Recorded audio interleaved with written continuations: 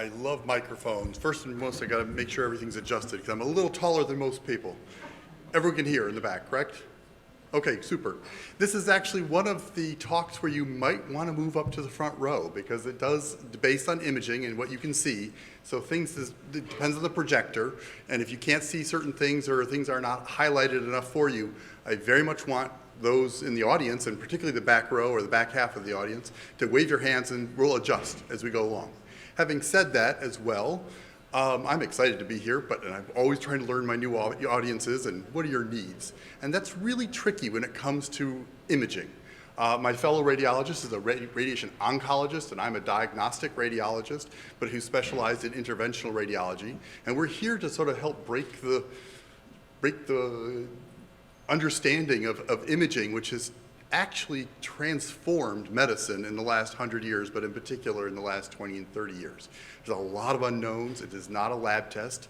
And what we're doing in using imaging is really an art in terms of interpretation. And my goal over the next 15, 20 minutes is to sort of give you a little bit of insight so you can ask questions and have a better understanding as to why we're choosing this particular imaging modality versus a different one, or in combination, or how we're actually using this to treat your disease and what we're looking for and that kind of thing. So, having said that as well, this is a lot of precursors here, my goal is to meet your needs. And I can tell you right now, we've uploaded a whole bunch of slides. Some are going to go very fast. They're just meant to be placeholders, and they're there to mostly just titillate and excite you and say, ooh, look at that. But in general, my goal is to answer your questions. And so we decided last night, we much prefer you to start asking questions as we're talking. Put your hand in the air. We do not mind a break because to a certain extent, if I only go through 5 or 10 slides, each of us, it will be better for us in terms of meeting your needs than for us just to be rambling on and not. And I also don't quite know what everyone knows. Some people know a few things, some people know nothing. So we're going to try to sort of identify, I'm going to be basing this a little bit on what eyeballs, so you're like, oh, nodding heads, or uh-oh, I'm looking lost. So give me some reactions. We'll adjust on the fly, all right? Having said all of that, I know it's a big ask. Chicago, University of Chicago, so more is happening across the country, not just on the coasts. And I've got to once I figure out my buttons. It all starts with imaging, and that really has started about 110 plus years ago with this man. This is Wilhelm Röntgen, for anybody who recognize him. He actually was the first Nobel Prize winner. He actually was the man who invented X-rays. He was the one who was in his lab at one point and realized that he was, to cut it short, exposing film across the room with this new device he was playing with, and he actually put 2 and 2 together and said, hey, this thing is doing something to my film. And he basically then turned around and grabbed his wife, of course, the poor thing. She actually had to put her hand under for 90 minutes and took the very first world's X-ray, and this is her right hand, being in Europe, that was her wedding ring, on her 4th finger. And he went on, and things have developed pretty quickly over the next few years in terms of producing X-rays. Notice how much protective equipment is around that X-ray diode on that table. Everyone is getting exposed. Nobody understood the downsides of radiation, which we're going to talk about a little bit later in our chat. But it was a way for us to look inside the body in a way that no one had actually done before. Everything previously had been potentially a few biopsies. There was very early pathology going on at this point, but prior to that, it was all based on symptoms and a little bit of guessing. Now we're able to look inside the body with lots of nifty equipment that's been developed over the last 100 plus years. And to a certain extent, some people have actually stated 5 of the top 10 advances in medicine have all related to imaging. It's allowing us to not only diagnose and see things that we couldn't see before, but most importantly, and you've been learning about some of the treatment options, what works and what doesn't. And we're able to divert their attention and say, focus here, don't do that. This is what's really helping without necessarily cutting you open. And that's obviously the key, all right? This is more modern equipment. Obviously, we take images, and we're going to talk about different imaging modalities in the first few more minutes. So we have X-rays, CTs, CAT scans, PET scans, MRI. I'm going to touch briefly on each of these. Again, focus your questions mostly on CTs and MRI. It's what we're going to be really talking about. But at first, this alphabet soup is actually going to be sort of break down what the man behind the curtain. It's really not as confusing as it sounds and looks, but the X-ray itself is what is at issue. So unlike Superman, who sort of zaps people, we're going to talk a little bit about waves and energy waves. And this is really a simple diagram of different types of waves, and right in the middle where you see that very colorful rainbow is visible light. It's very narrow. It's actually what we use to see the sky and trees and dirt. And otherwise, we have rays that are shorter wavelength above and longer wavelength below. And these are things you know. So it's visible light. We've got radio waves that are very long, and we use those, obviously, to run radios. Microwaves, everyone uses it to heat their coffee. TV remotes are all low. But then we have X-rays, which are higher energy. And the reason I'm focusing on telling you the wavelength is the higher energy, it has the capacity to hit cells in such a way that actually then can alter them and sometimes kill them. That's what his job is. My job is to use them in a way that helps it from a diagnostic standpoint. So let's talk a little bit about the physics behind it, and I'm talking less than 30 seconds. I hope I'm not going too fast, but we have an X-ray source. You can see a Christmas cookie. What do you get?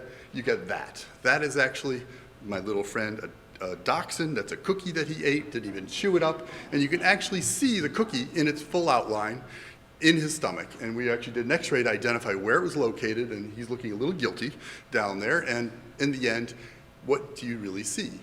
Right? It's denser. And that cookie is denser than the other tissues, and the fact that we can sort of see it against the fat and the other soft tissues, muscles, et cetera, allows us to outline that component. And so this concept is going to be extrapolated over the next many slides, where we actually not just look at plain films, but CAT scans and other imaging modalities to sort of say, hey, we can get better and better at this over time. All right? But at first, this is Waldo, right? Everybody knows this. You have kids or have grandchildren. This is actually the eye test. These kids find Waldo within seconds. And why do they find Waldo so quickly? They're trained to find Waldo. They know that Waldo has a red and white striped shirt. He's got a funny hat. He sits a certain way, glasses, etc. And they scan that thing so fast, and you're going, what? I don't even know what page I'm on. And he or she has already plucked him out. Said, there he is. And they're so excited. That's what radiologists do. It still makes me excited when I find things. It's not just puzzle solving, but we're trained to actually identify this stuff, and we can get into other questions later about how it's actually done consciously, but actually about 95% subconsciously, and that's a whole conversation and lecture unto itself. X-rays, it's again about shadows. And so we can sit down, and if this diagram is a quick sort of a moniker, you can see there's the human there holding different fruit, a banana in her left hand and a pineapple in her front hand. But depending on where the light bulb is, and the light bulb then could be X-rays, it creates different outlines and shapes based on what is there. But if you're looking at the light bulb from the front, you can't see the pineapple because the rest of her body is blocking it, and vice versa. And so we always are looking for two views. And this is an analogy as well for us to be looking at different imaging modalities. So we'll be looking at plain films as well as CT, MRI, ultrasound. We'll use these different components to get a better understanding, a three-dimensional understanding, and sort of in terms of personality of that tumor over time.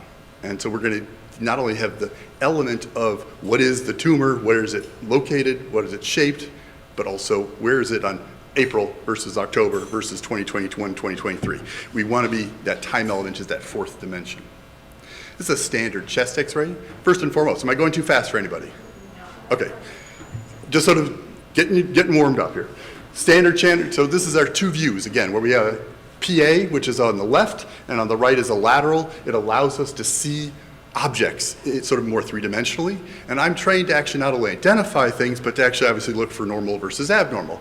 Classic example, people get bones. The ribs are what you see sort of stripes going across. Those are the denser calcific bones. Where there isn't bones, you're seeing gas and soft tissues, and it's less dense. More black versus more white. All right? The heart is that sort of that object you see in the sort of in the middle, and in the front. Is there a pointer? I am looking, I see it here. Is the top button. Well, it used to be a top button. Very top button. How about, no. Deader than a doornail. I think it's maybe off. Okay, sorry about that.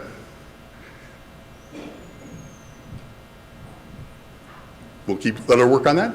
But you can see the heart sort of in the middle, and on the lateral, it's sort of in the front of the heart. And we know that the heart, where it's located, just to give you some reference. We're going to go in and talk a little bit more about different things. But fundamentally, this is a standard chest radiograph. Again, we are looking for different densities, and there are 5 different density groups. I don't expect you to remember these at the end of the day, but just to have you identify, we can't distinguish on chest films and plain films within the family, but we can only see the different families to each other. So we can denote air from soft tissue, air to metal, bone to soft tissue, et cetera, but we can't, within soft tissue, distinguish muscle from vessels, from blood, from other things that all land in that category. That makes sense. And that's going to be important when we're talking about CT and MRI and why we're choosing MRI in particular downstream. So let's play a little bit of a game. What is this? You got a baseball bat. Everyone pretty much just sees it. Why do you know a baseball bat? Well, because you've had one in your hands. You know its shape. And if you actually start looking at this, it's not just the outline of the baseball bat. You can see it's denser towards the end where it's thicker versus the neck and the handle of the bat.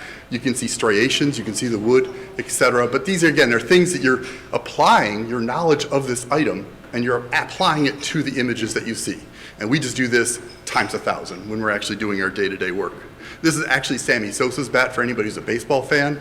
He actually, if many of you remember, he was going after the world record for the number of home runs in a given year. Thank you much.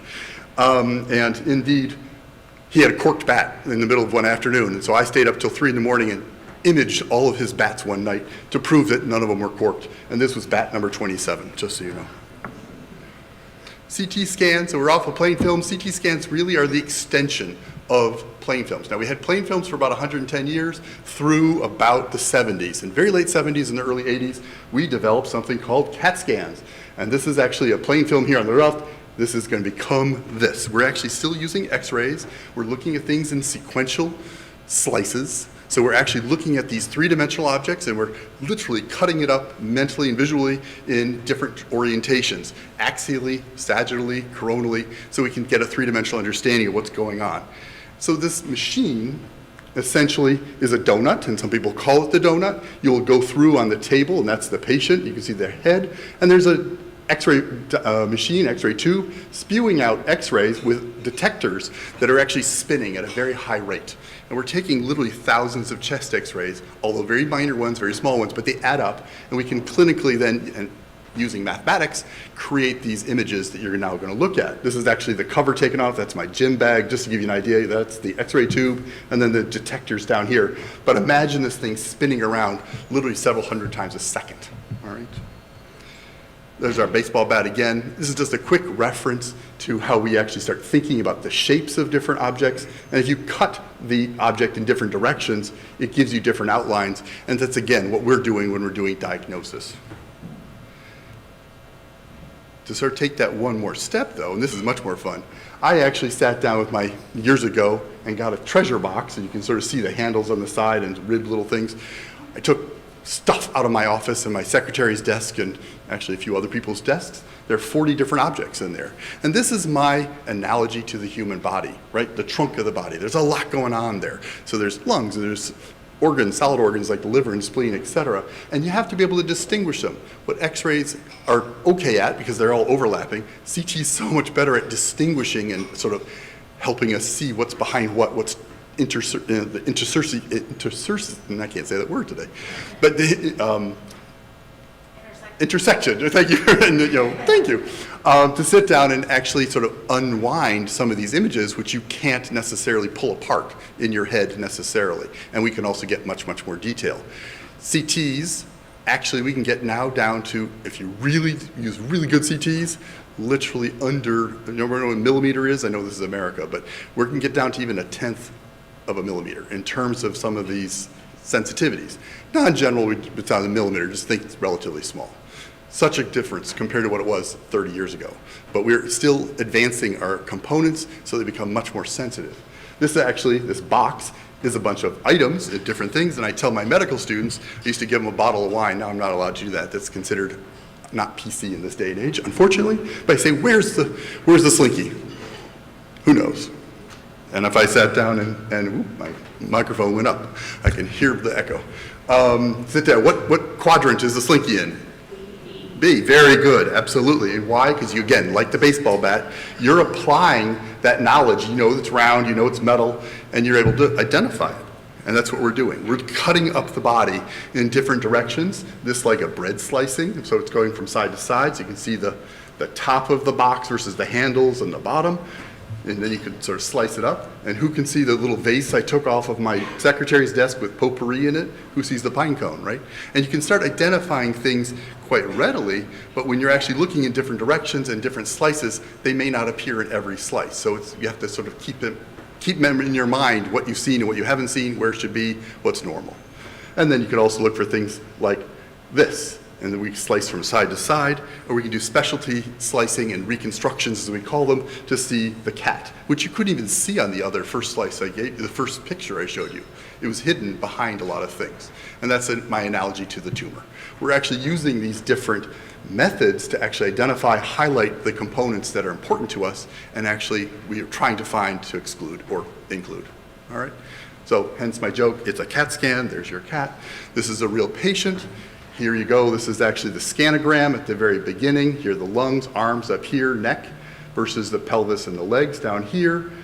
These arrows are identifying the axial, a coronal, and a sagittal slice. You can see that in this case, pleural mesothelioma, we'll just call it that. Here on the left side of the patient, look at how much smaller the lung is relative to the relatively normal right. Here are the correlating examples. You got this pleural thickening sort of around the lung, compressing, holding it shut, versus the normal lung on the opposite side. And we're going to use that comparison point that we have in the lungs in particular to help also increase our diagnostic capacity.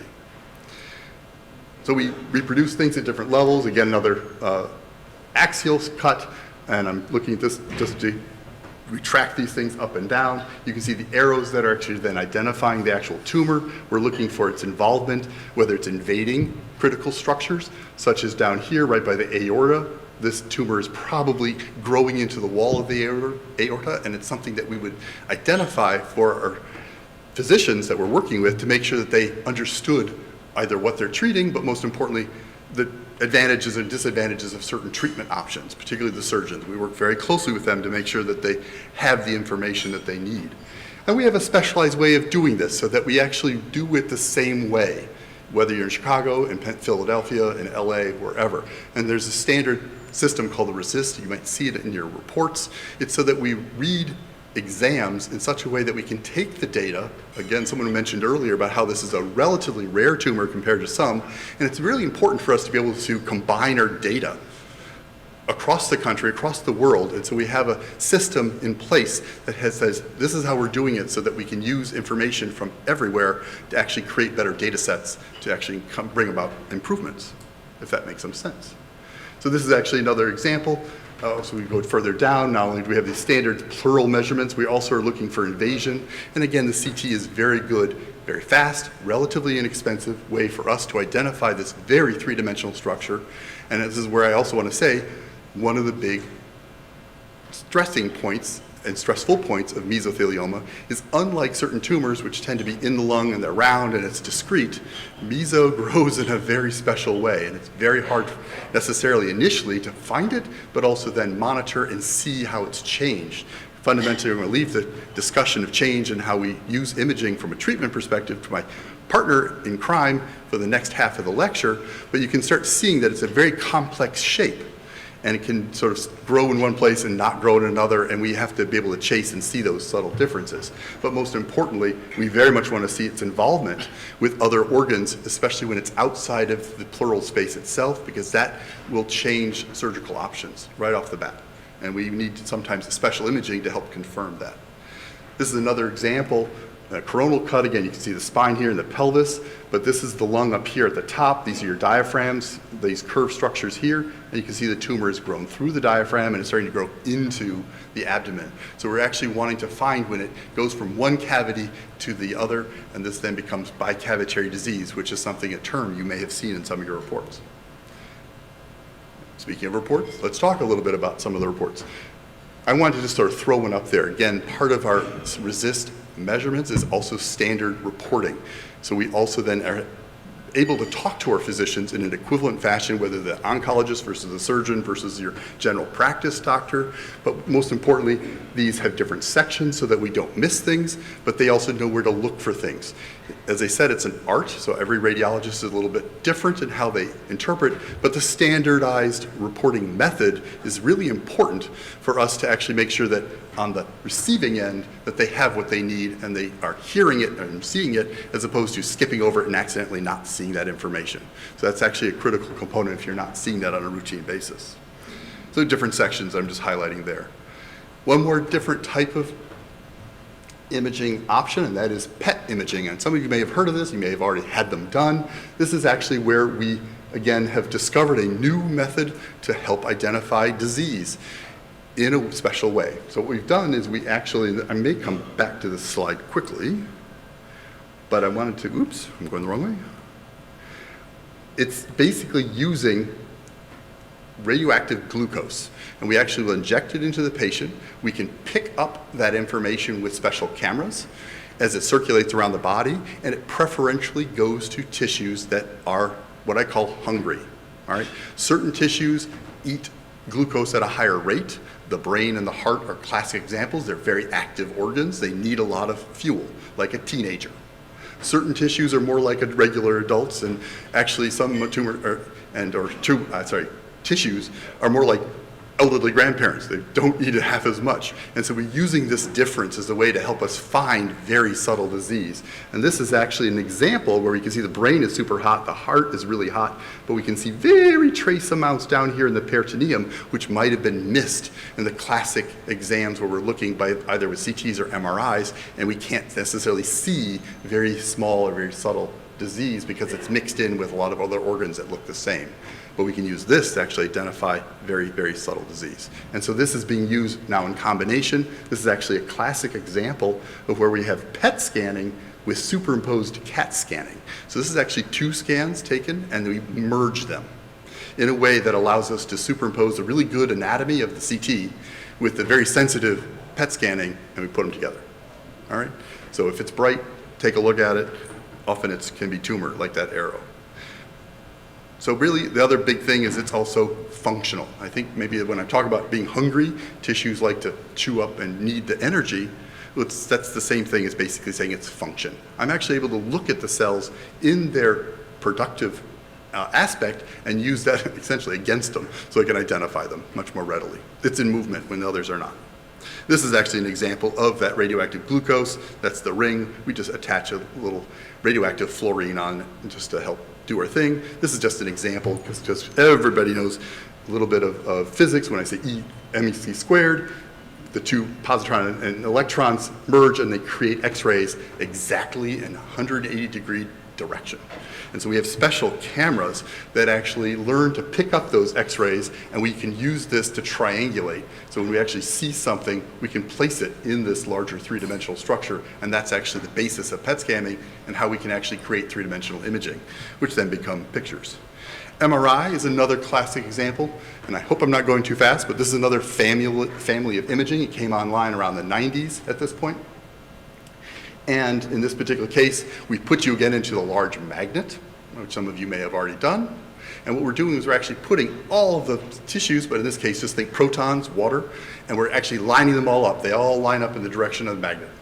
And then we take radio waves, and we actually put in energy into, and we knock the tissues out of phase, as we call it, phase being the bore of the magnet, and we actually kick them out of their standard, their position, and then they ring back down to baseline, and we listen to the sounds that the different tissues are making. And it literally is that simple. I know it's kind of confusing to think, but this is the analogy where you get different bottles, they make different sounds based on how much fluid is in there, but every single tissue has different ringtones to it. And we will use that information then to actually create the actual images, such as this one, where we actually have, again, skull up here, brain, mouth, spine, and you can see then tissue, soft tissues, in a much more intricate and detailed way that we can't even see with CT. CT is based on density, like that original cookie in the dachshund. So depending on how dense or less dense it is, we can see differences, and we use that to create images. But MRI is using a totally different method to actually identify and differentiate these tissues. In particular, you can see how fat is very bright and other tissues are very dark. I won't get into the specifics unless you have questions about it, but it allows us to actually identify and create a better understanding of what those tissues and tumors in particular look like on the inside. And so these combinations can be used along with biopsies and other tissue imaging methods to help differentiate what we think it is. We can actually even use MRI to actually do spectroscopy to actually look at and pinpoint and say what types of wavelengths that we actually have and actually identify the components that are within the tumor. We're doing some of that as well. This is actually, again, just looking at the same tumor in different directions just to help emphasize that we're, again, based on the anatomy, the destruction and size, what is it involving, what is it not involving, but more importantly as well, the actual tissue of the tumor itself, and these all become part of our report and what we're actually looking for. And on that note, unless there's some immediate questions, I'm going to hand over the podium to my colleague, Chuck, who's going to talk more about tumor response and go from there.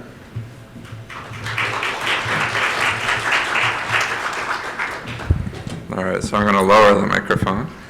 And that was really fun. Yeah, you guys essentially in 25 minutes got 5 years of post-medical school training. Now you know every type of imaging.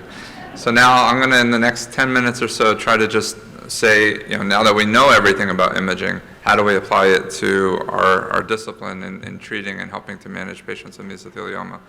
So one thing that we regularly do, a lot of what we talked about right now has been diagnosing. So identifying something early on before any treatment. Once treatment's delivered, though, we then re-image, and all of you and your family members have been said, you need a scan every 3 months or whatever the frequency that your physician has given you. What are we doing with that? Well, we're assessing the tumor response, and CT is really the best way to do that. There are advantages of MR, advantages of PET, but CT is kind of the standard way. We can very clearly and probably better than other modalities measure the exact size of a tumor. And we can say, okay, well, the tumor was 3 months ago this size, now it's this size, so did it respond or not? How do we do that? Well, there are defined ways that we measure if a tumor has responded or not. One is the RECIST criteria, where we look at a specific measurement protocol and we apply that to say, did the tumor shrink, did the tumor grow, did the tumor stay the same? Now this is a nice example. This is a lung cancer, and you can see, where's your pointer? The top one, okay. So very clearly you have a little nodule in the lung. You can measure the length, the width, the height. Even just one dimension, you can say in the longest plane, in this case it was 12 millimeters. So now that you had treatment, say you had chemotherapy, now it went down to 8 millimeters. So you can physically quantify how much it's changed. Well, that doesn't work quite as well for our mesothelioma patients. You can see, for instance, in the chest, you have oftentimes a concentric rind. You don't have a single one dimension that you're measuring. Do I measure this thickness here? Do I measure the length here? In the belly, same thing. For peritoneal cases, you usually have diffuse kind of patches throughout the abdomen. So how do you really measure mesothelioma? Fortunately, our field has developed specific measurement criteria for mesothelioma. All criteria really revolve around taking the measurements and saying, did it grow, did it not grow? And we use these. So if your doctor's saying the tumor's progressing, what does that actually mean? Well, it typically means that from whatever the tumor was before the treatment, it's increased by at least 20%. That's what we call progression. If your doctor says that the tumor's responding well to treatment, that means that the treatment's actually shrunken by at least 30%. Ideally, it shrinks 100% and it goes away, but response means at least 30% shrinkage. Complete response is going away altogether. What we now know is not only a single dimension of response, but volume really makes a difference. And so some of you may have been heard or told at diagnosis, oh, you don't have much volume, that's a good prognosis. But we never really could quantify that much before, again, because of the challenge of measuring something. This is coming off a little darker than what I see on my screen, I apologize, but again, this is very diffuse, so how do you really measure this well?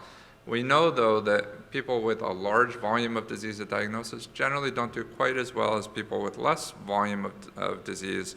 How can we quantify that now? Well, we actually can essentially use artificial intelligence and segment. We can take a program could then essentially trace all the abnormalities, because we know these are the ribs, and if you look on this side, from rib in, there's nothing. This is all black, so black is air, your lung. On this case, here are the ribs, but now you see not air, so this is the disease. We can use a computer program to essentially trace all of this area and calculate a volume, and we can then have more prognostic information for our patients. Some of you may have been told you need to have IV contrast every time you get a scan. Well, why is that?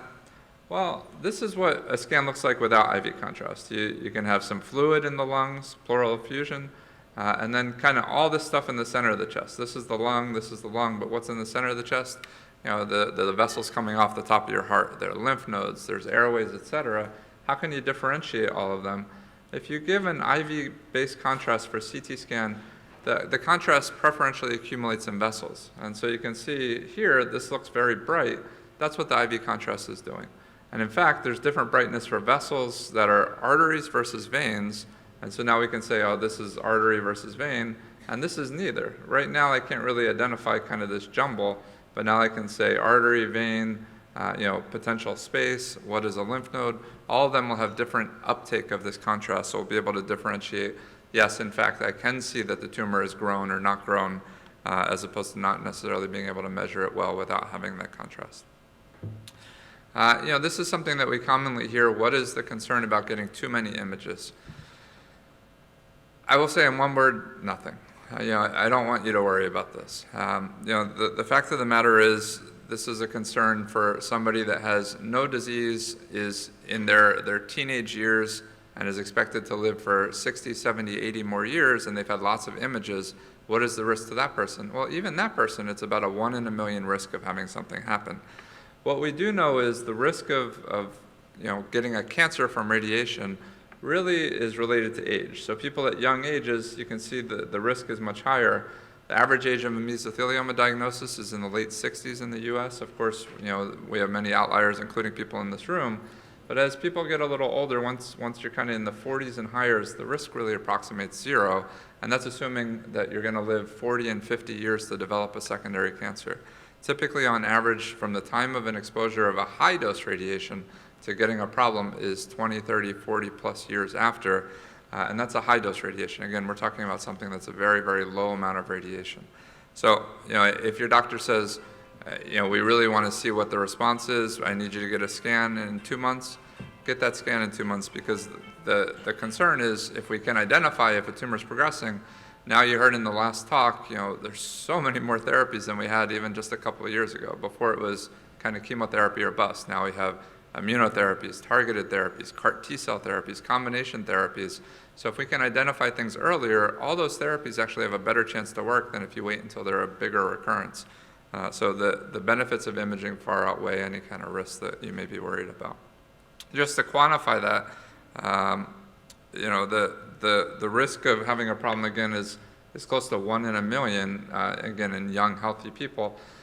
My colleague had it put this in, but spending 2 days in New York City is actually more risk than having all the x-rays that you can ever have from diagnostics. So I need to worry when I go back home to New York, but I think suffice it to say, you guys don't have to worry about the risk of imaging.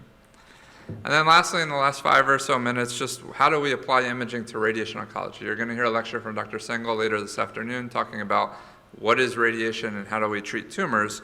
Well, I'll just say, the imaging is critical. In fact, our field, radiation oncology, used to be therapeutic radiology as opposed to diagnostic radiology. The fields have split since the last 50 or so years, but it's very, very critical, all the imaging that we do. In fact, this is what a plan will look like. And Dr. Sengel will explain this more just in the interest of time. I won't, but these are all beams coming in to target an area. This is a pleural nodule right off the heart. This is the heart here. This is an area we want to treat, so we're sending beams around in a plane or discrete beams to target that. But how do we actually target it? We need to, one, identify on imaging, and then have the radiation dose calculated on the imaging. And that's what it looks like when you calculate the dose. This is a patient with a pleural mesothelioma invading the heart even. You can see colored equals radiation, so dark color is high-dose radiation, these lighter blue colors are low-dose radiation. But on this imaging, we can actually see exactly where the radiation is being deposited into the tumor. High dose, the red, more likely to kill the tumor. So what are the roles of imaging in radiation oncology?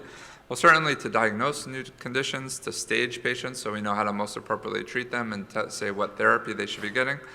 We use it to delineate the target. So essentially, in these 2 examples, I need to actually circle where the tumor is. I need to actually account for motion. Every time a patient breathes or every time that they're having a different gas in their belly or anything else, the tumor in the belly, the tumor in the chest, all of them move. So I need to actually account for that and do something that we haven't even talked about today, a 4-dimensional image to account for that. But then I contour out where the tumor is, where the tumor can be, as well as all the areas at risk for where the tumor is, and then I figure out how to actually deliver the radiation dose. So delineating out the different tissues is a big part of what we do. And then as I alluded to, then we can assess for the response. After I give radiation, I do an image 3 months later and I say, did it respond? The answer almost always with radiation is yes. The question is at what cost and what toxicity. So the response rates of radiation are higher than what we see with any type of systemic therapy, but not every mesothelioma is amenable to getting radiation. So Dr. Sengel will talk about that a little bit more. And then we can actually use imaging as ways to understand for prognostic. Again, bigger volumes is a little bit worse prognosis. We can actually evaluate, I alluded to radiation is great, provided you don't cause toxicity. We can actually use imaging in the post-treatment setting to predict who will actually even get toxicity, which is pretty neat. We use PETs and MRs to some extent in radiation oncology. Most of what we do is CT scan. A PET scan, we can really identify disease in the lymph nodes in the center of the chest, as well as disease outside of the chest altogether, including in the abdomen, where CT is not quite as good as a PET scan.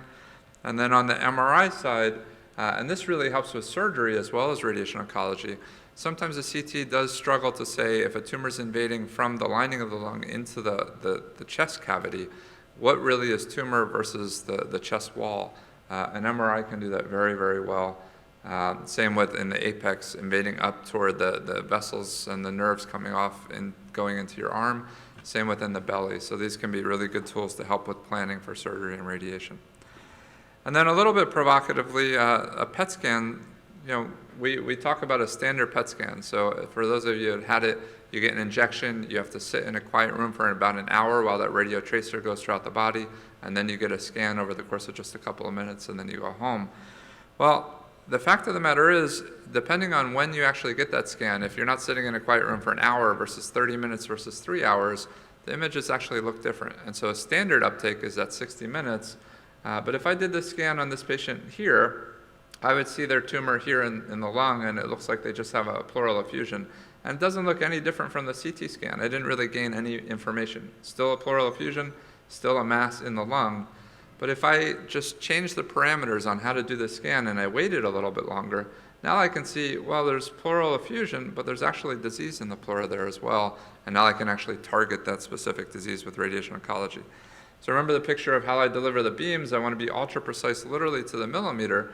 But if I'm actually accurate to the millimeter, I need to know what that millimeter is that I'm treating. And that's why advanced imaging can help me.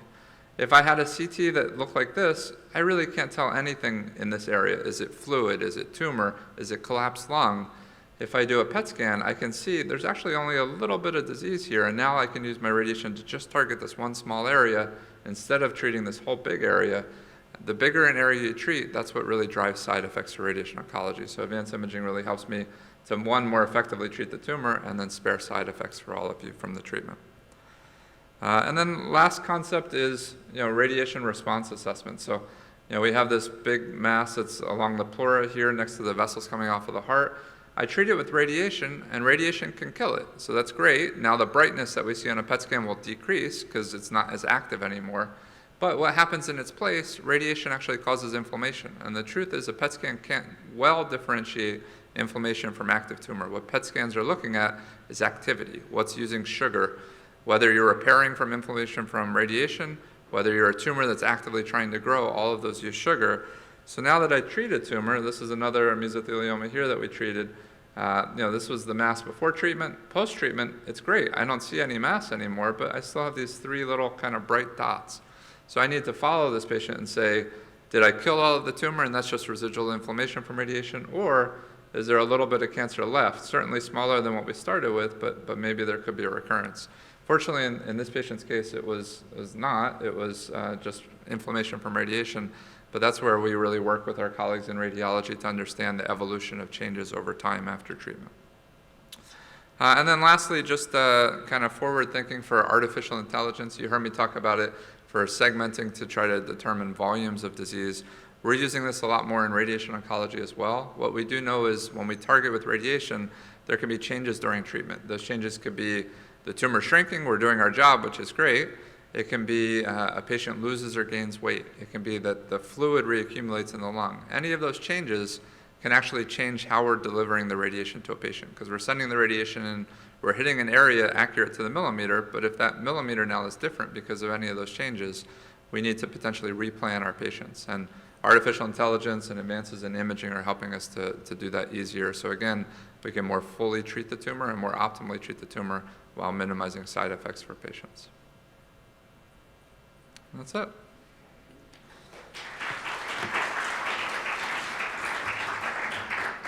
Lots of questions. So now you had 5 years of radiology and 5 years of radiation oncology. Hi, my name's Maggie. My father has prostate cancer, and recently he went through a different type of PET scan, a new PET scan that I had to look it up because I'm not a doctor. PSMA scan. PSMA, yes. And so they use a binding agent that helps to identify the prostate cancer cells. Is there any ability to do that for mesothelioma? Are you guys looking into that? Anything that can bind to? Yeah, so what she's referring to, so prostate cancer, we usually diagnose it by a PSA. That's a trigger, it's a screening test, just like a colonoscopy for colon cancer. As the PSA rises, that's a concern that could there be prostate cancer. And it's, while it can be produced in a few other areas of the body, 99% of PSA is produced in the prostate gland or cancer from prostate. So scans now can actually specifically target PSA and look for where is it in the body. And that could be a site of metastatic disease from prostate cancer or all the disease inside the prostate itself. Right now, what we use in mesothelioma is, you saw the example FDG, so using a specific label. There's a lot of interest in using other labels. I think as of right now, we don't have anything probably quite better. There's some fluoride-based and other things that potentially can be on the horizon, but kind of the standard, if you're getting a PET scan right now, it's kind of always the FDG. Yeah, just to add 2 extra seconds on that, the G is glucose. And so the question is, do we use something else that the cells are using as a precursor that actually then drives its attachment and its signal? And so yes, very early on, but we're miles away from something that's a little more advanced in that regard. So don't hold your breath on that one. But we are looking into those things. There are some specialty radiopharmaceuticals that people are toying with, but we're not in the near future. Yeah.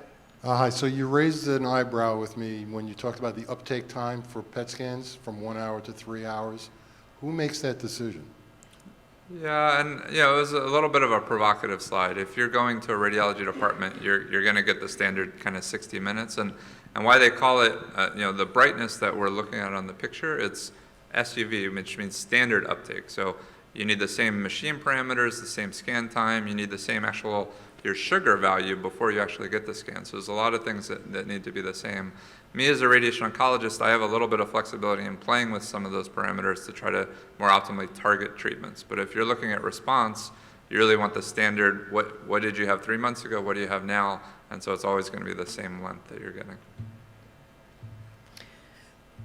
We talked earlier about oncologists that are at hospitals that don't specialize in mesothelioma often are not as educated or aware of the disease. When it comes to determining whether therapy is working or not, how critical is it for the radiologist to be from a facility that sees the disease on a regular basis versus a facility that may not see it that often? Can I take that one? The answer is it can make a difference. I don't really want to alarm anyone, but it is not, as I keep saying, diagnostic and analysis of imaging is more of an art, and you really want the person who's doing this 1,000 times, not 3 times, and hasn't really seen it as often. Those exams, make sure if you have them done in, say, a rural area because you're 5 hours away in a flight, make sure you get those images and get them into the hands of the others so they have them for comparison. But if it's possible, you will have it's just better overall, and for consistency, to have your imaging done at the same place and preferably at the highest level institution. It isn't a lab test that's identical place to place. You talked very briefly about artificial intelligence and its use in scan reading. Could you tell us a little bit about the prevalence that it's currently being used in the identification of mesothelioma, as well as its accuracy levels? I can touch a little bit on that, and the answer is limited at this juncture. We, at my institution, actually one of the places who invented AI for breast imaging 35 years ago. Actually, one of the, get into that another day or catch me after lunch. Bottom line is, early on now with meso, we are beginning to toy with certain algorithms, looking at lung texture as a way to particularly identify, in this case, actually not the meso, but the effects and side effects of meso. So people have been alluding around and talking about pneumonitis and some of the side effects that you can get from treatment. We're using AI as a potential way of helping us there because it's very subtle and it's often missed by people. But we're still a little ways from that. It's the analogy is, if you saw how complex that nodular thickening is around, et cetera, if it's easier to see a single nodule versus that, the same thing is with AI. It's very complex, and we're still a ways away from it. It's definitely going to be a tool that we are very interested in utilizing, getting not only a better handle on, but using it to make ourselves more efficient and consistent from scan to scan, and that will bring about better results. It will not be a substitute or happen very quickly. And just I'll add, I mentioned earlier the PSA, the colonoscopy screening tools. So we know for lung cancer, people that have a smoking history are recommended to get low-dose CT screening. And there we're seeing more applications of AI, where an AI is able to see nodules in normal lung tissue pretty well. Still experimental, but a lot more research there. Because of the complexities that we've all talked about, it is harder for meso, but I think we're going to get there. I have a question about imaging in general. I'll stand up.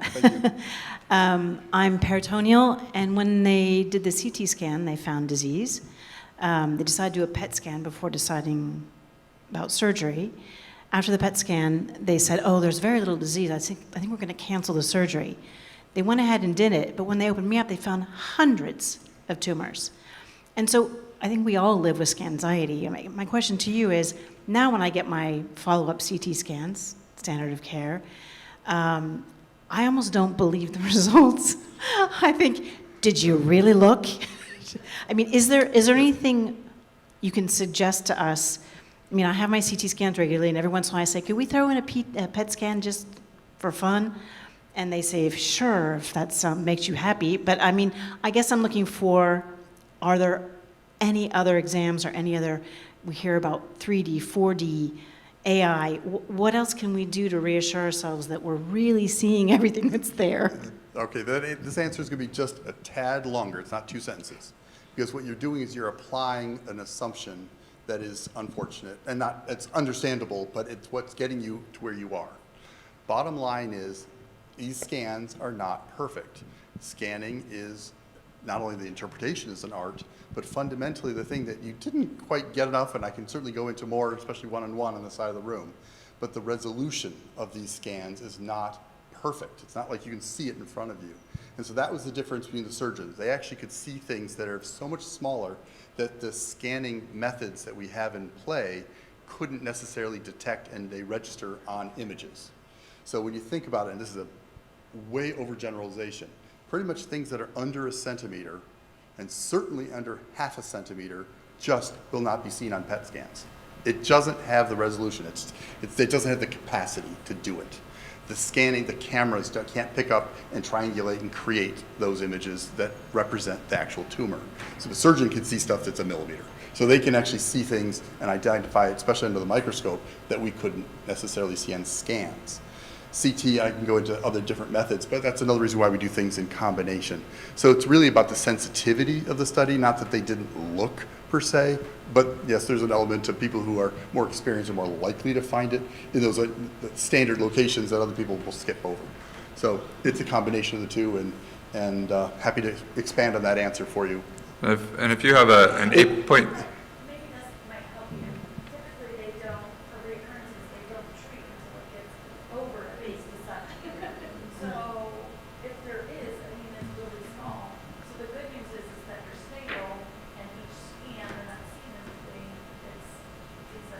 or seeing new things. So you're actually stable to where you are. It may not be a perfect representation of what is, but it's still you're stable. And that's really, that time difference is actually a critical component as well. We probably should emphasize that slide in future talks, just because it's looking for the change, not as much as what is, and to a little extent how much, but again, it's a change. Did it respond? Did it not respond? And if it didn't respond, let's try something else. I'll just add, if you have what's measured on a CT is an 8.6 centimeter mass, and CT would be much better at measuring than a PET scan would, a surgeon takes it out, they may find it's 8.9 centimeters, but still in the same ballpark, so maybe slightly different. But something that's 3 millimeters, that may not even be seen at all on a scan, whereas a surgeon's easily going to identify it. So as you heard, that 5 millimeter threshold, even on CT, is an important one. And that actually can represent millions of cancer cells that we just can't see on at least present day imaging right now. Oh, yeah. My question is, what takes so long to diagnose mesothelioma? My husband had a 2 physicals a year, every year, with no indication he had anything. When his lung filled up, they took off 1.5 liters and still had more, but they had to stop at that so his lung wouldn't collapse.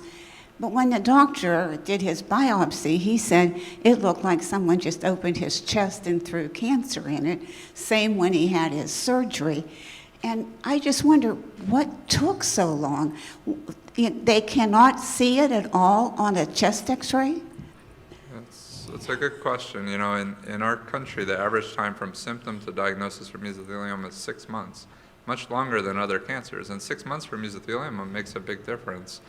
A lot of times it's because they're vague symptoms. So it sounds like this is plural with the symptoms you're describing. Yes. Patients can have pain, and that's not, often a symptom that will make people immediately lead to a cancer that only has about 2,000 plural cases a year in the country versus 20 million people present with pain in their chest every day.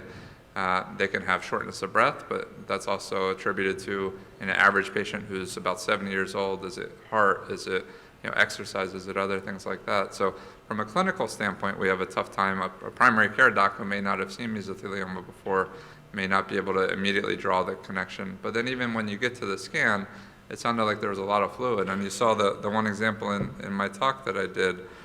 It just looked like a big amount of fluid, and we couldn't really see underneath that fluid. So as you heard on an x-ray, you can't really differentiate different classes. You could say fluid and tumor all look one way, air looks another, but you really need to get the fluid out to be able to see what's underneath on an image. When they try to get the fluid out, the fact of the matter is just using a needle and sucking fluid out, only about 1/3 of the time do you actually make a diagnosis of mesothelioma. So sometimes people are in a cycle where they have the fluid drained a couple of times before, one, we either see something on an image, or two, we get enough cells in that sucking of fluid to be able to make the diagnosis. And this is where I want to add, this is where the audience, you guys can actually help. We talked about how advantageous and a good thing for you to get to academic centers in particular for your workups and for your disease treatment. One of the real benefits there is we are able then to collect additional information. I think part of the problem, as you said, is symptoms are attributable to a lot of different things that are much more common. And one of the things that we're actually hoping to do in parallel with all the different treatments, which we've been focusing on lately, but is also how did this patient present? What other elements, particularly genomics? We haven't talked about gene therapy, not therapy, but genes and their role in this as well. And what I'm leading up to is these larger studies are also looking at numerous different components, symptoms, as well as and the like, so we can identify reasons to do better screening. What we lack is screening capacity for mesothelioma when it comes to earlier detection. We've got it for breast, we have it for colon cancer, or better for colon cancer, and other types of tumors. Yes, it's time for us to be focusing on that as well, and there's big debate. Write your congressman. I mean, should families that have mesothelioma, for various reasons, whether it be work or for genetics, should they be getting annual screening exams with CT?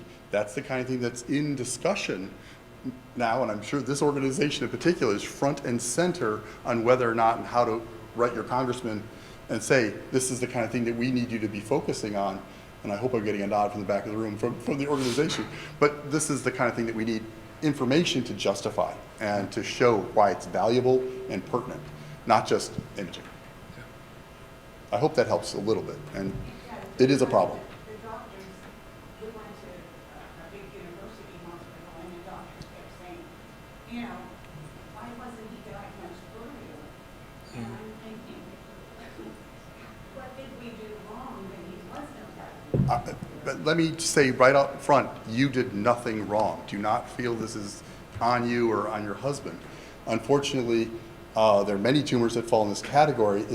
It's very hard. There's very few symptoms that are related until very late in the game. You're living your life, and there's no reason to be looking as well. So don't take on that added burden. It's not deserved. I hope everyone hears that. That's really important to know.